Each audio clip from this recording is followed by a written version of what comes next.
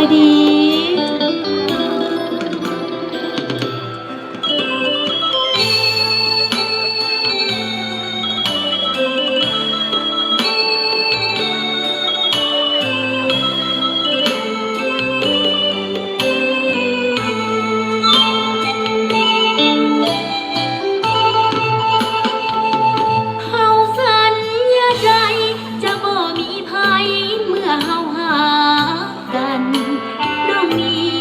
เคยลืมวัน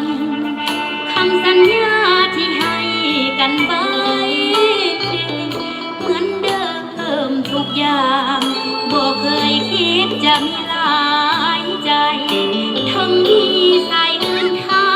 งไทยบ่ได้หมายจะเอาเป็นแฟนที่ขอเป็นแฟนคืออายหนึ่งเดียวในใจลิ้นเฟซลิ้นแอปออนไลน์เพียงแต่ทักทายคนเขาทักมาอย่าเว้าเป็นหลายว่าน้องหลายใจเจ็บหักเลือกเอ่ยมานอกใจบ่ยังปากดอกนาแต่น้องคิดว่าแฟนยังจริงใจฟังถามมาได้ว่าคอยหลายใจแล้วได้ยังเจ้าสร้างถามเป็นตาสั่งคิดหน้าคิดหลังก่อนบอกจึงถามเจ็บเด้อขอบอกที่แฟนตัวเองเหยียบยามแล้วเล่นกันเป็นประจำเว้าใส่เว้าตำบอกเคยเว้าดียังมีเพียงอายหยุดหัวใจเพียงอายคนเดียวสายอื่นน้องบ่เลเลียวมีอายคนเดียวก็พอเท่านี้สิ่งที่อายขอเว้ามาน้องก็เฮ็ดตามทุกทีหากอายเสื้อใจกว่านี้หากเขาคงมีแต่ความสุขล้น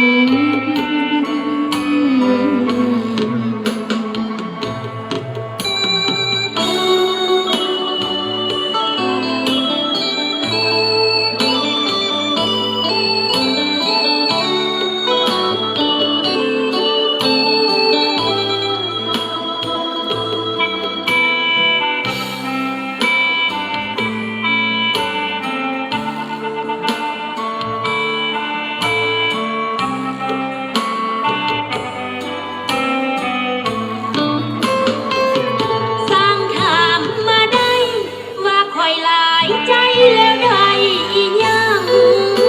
เจ้าสร้างถามเป็นตาสั่งคิดหน้าคิดหลังก่อนบอกจึงถามเจ็บเด้อขอบอกที่แฟนตัวเองเหยียบยามแล้วเล่นกันเป็นประจำเว้าใส่เว้าตำบอกเคยเว้า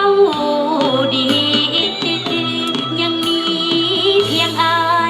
หยุดหัวใจเพียงอายคนเดียวสายอื่นน้องบ่เลเลียวมีอายคนเดียวก็โปรดเท่านี้สิ่งที่อายขอ